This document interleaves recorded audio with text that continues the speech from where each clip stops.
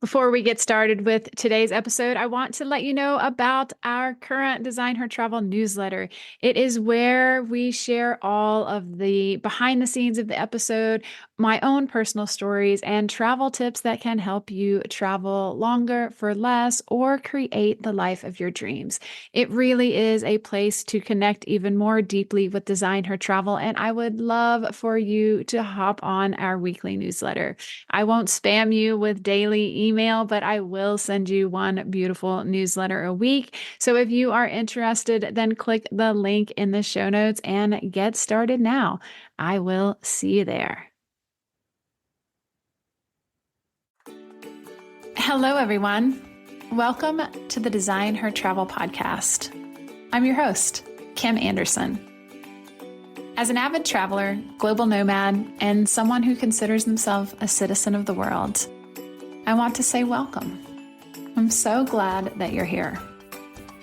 My hope in creating this podcast is to inspire you to take the leap of faith and to design the life of your dreams. For me, that includes connecting with like-minded individuals and creating a community of souls living their best lives out in and around the world. Each week, you'll hear stories and conversations from fellow travelers who have figured out how to incorporate travel as a key component in their daily lives. Their stories are beautiful and inspiring, just like you. I can't wait to go on this journey with you. So let's do this. Here we go.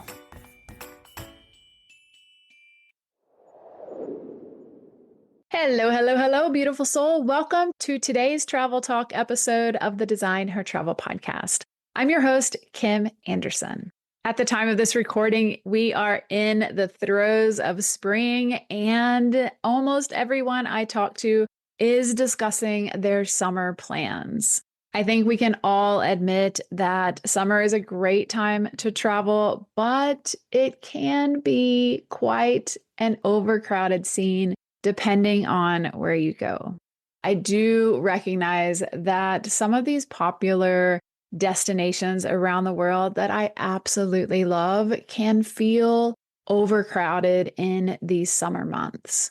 And I get it. Sometimes summer is the only time that you can travel, and I am all for taking the trip whenever works best. But today I want to talk about a way that you can easily get off the beaten path without trying too hard or doing massive research or going to places that are really hard to get to. And hopefully this episode is a little inspiration to explore places that maybe you haven't thought about.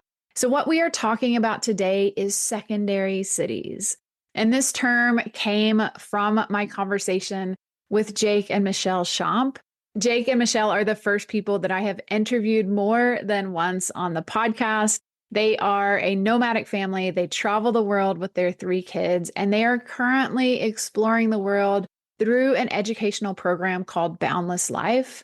And we talked about the beauty of the destinations that Boundless Life have chosen to build bases for their schools. Jake actually used the term secondary cities, and I loved it and didn't realize it's one of the ways that I've traveled before, but I hadn't really put a term onto the type of places that I like to stay. So we're going to talk about secondary cities, and these are places that, as Gabby Beckford calls it, get you onto page 2 of Google. We're going to skip all of the main destinations. You'll still be able to see those, but we're going to talk about basing yourself in a different location than the main tourist hub. The beauty of secondary cities is that they are still close to major hubs, but they have a more local feel. We're going to dive into all the reasons that you should get onto page 2 of Google and check out these smaller, possibly unheard of, before now, locations around the world. Before we dive into all of the reasons why I think secondary cities are a great way to travel, I want to give you an example of a particular place that Jake and Michelle stayed, and they absolutely loved it. One of the locations of Boundless Life is Pistoia, Italy. Pistoia is located in Tuscany. It's between Pisa and Bologna, and just a little over an hour away from Florence. This is a smaller local village that's on a major transportation line, so it's really easy to explore those hotspot cities, but you get to stay in a little village that has a bit of a more local flair. One of the reasons to stay in a secondary city is that it is more affordable. In these destinations that are a little bit off the beaten track of the tourist hub, your dollar stretches further. So whether it's accommodation or food or activities, you're competing with fewer tourists and you get a better price. And when you're saving money, you can stay longer and not have to sweat the cost of your holiday so much when your dollar gets to go further. When you stay in secondary cities and get off of the main tourist trail, you're actually putting your money into the hands of locals.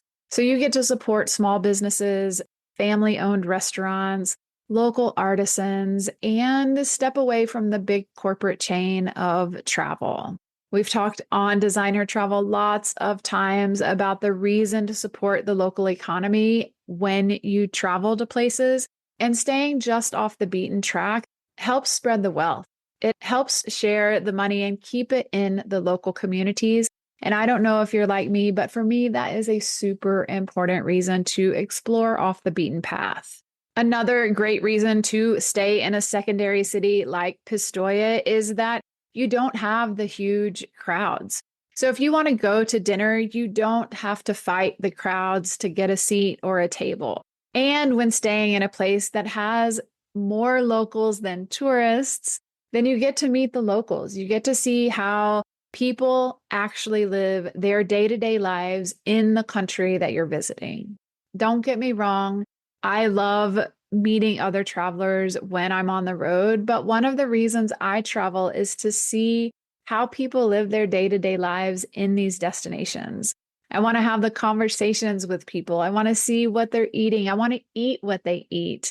I want to sit in the piazza with an aperitivo, watch the world go by, and just take it all in. When you do that in a place that's off the beaten track, you get to see day-to-day life. When you do it in a tourist hotspot, you get to see tourists. Not that there's anything wrong with that, but sometimes it's great to expand your horizons and hang out with the locals. So we've talked about Pistoia, but how do you find these secondary cities and these hidden gems? Thankfully, it is super easy. One thing you can do is to look for regional airports. Major airports are typically hubs, obviously bigger cities, bigger airports, easier transport, but smaller regional airports often serve decent-sized secondary cities that are just as accessible. A lot of budget airlines like Ryanair in Europe will take you to secondary cities, and so they're a great way to just kind of get an overview of where those airlines fly, look at their maps, and then use that as a starting point for your research on a secondary city. Another easy way is when you're searching travel blogs or niche sites for a specific country, if you see an area that comes up frequently, pull it up on the map and look at the areas that surround it. When you look at those destinations, you'll probably find cities within an hour's distance, and you can start your research points there. You know that if there's a ton of info for a particular region or a city online, then quite likely there are going to be a lot of really great spaces around that. You can use the highly covered locations online as a base point for your research. So look at the places that seem to be popular with every travel blogger in the area that you're headed to, and then start your research from there. Pull up your Google Maps and see the cities that surround that, and you'll start to discover some of these secondary cities. If you're curious about the transportation from a major hub to a secondary city, pull up Rome to Rio and put that information in. It will give you all of the ways that you can get from that location to another. And if there are tons of ways you can travel, then it means it will be really easy to access, and it would probably be a great destination to base yourself to explore the surrounding area. Instead of searching top 10 attractions in a location, try searching for things like best local experiences or what to do like a local. Look for local tours or activities that possibly only the residents will do. As we all know, Google gives you the most popular, and those are great places to start. But start getting past page one and you'll start finding things that the locals might do. If you find yourself in a major hub or a major tourist attraction and you're ready to explore more, then ask the locals. Ask them where they go on holiday. Where is a great place to base yourself for a weekend? Ask the locals on the places that they would go or they would holiday because they tend to go to places that tourists might not go.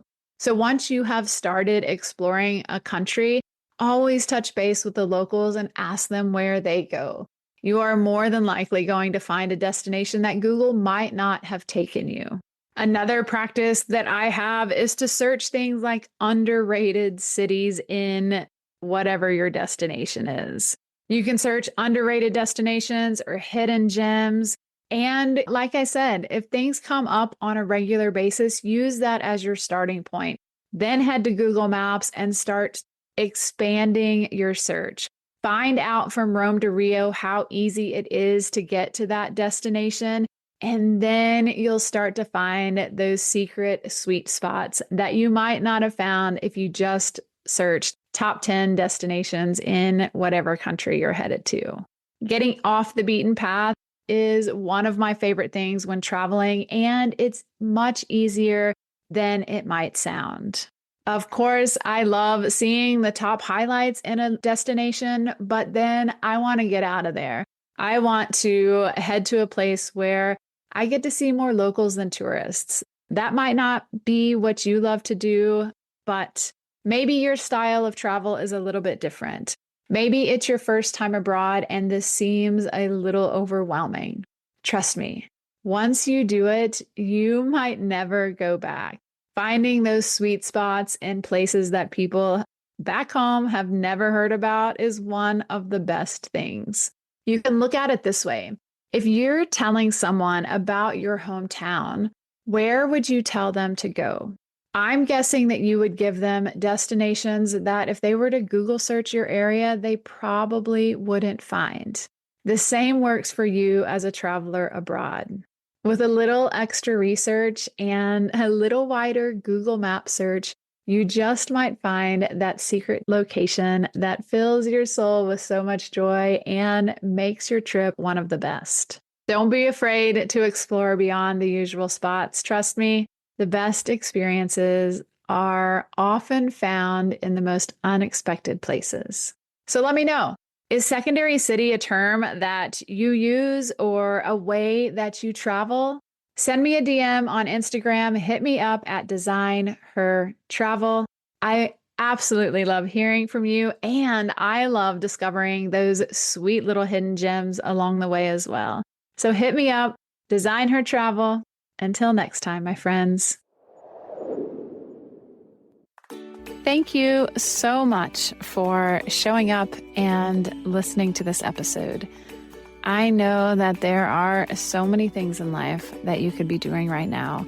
And so it means a lot to me that you're here. There are so many more episodes coming your way. So if you enjoyed the show, please take a moment to review and follow us on Apple or Spotify or wherever you get your podcasts. And if you know someone who might like to hear it, please share. Those little acts of kindness mean a lot and help more than you know. I appreciate your time and getting the opportunity to share this moment. I'd love to hear more from you. I'd love to connect, so reach out on social. You can find me on Instagram at Seafaring Wanderer.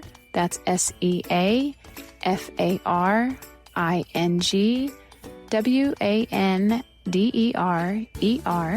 And then you can join our Facebook group at Design Her Travel Podcast.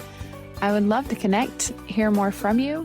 Let me know what you'd like to hear more of, places you'd like to hear about, and things you'd like to know how to do when designing your life. So thank you, everyone, and I'll be back soon.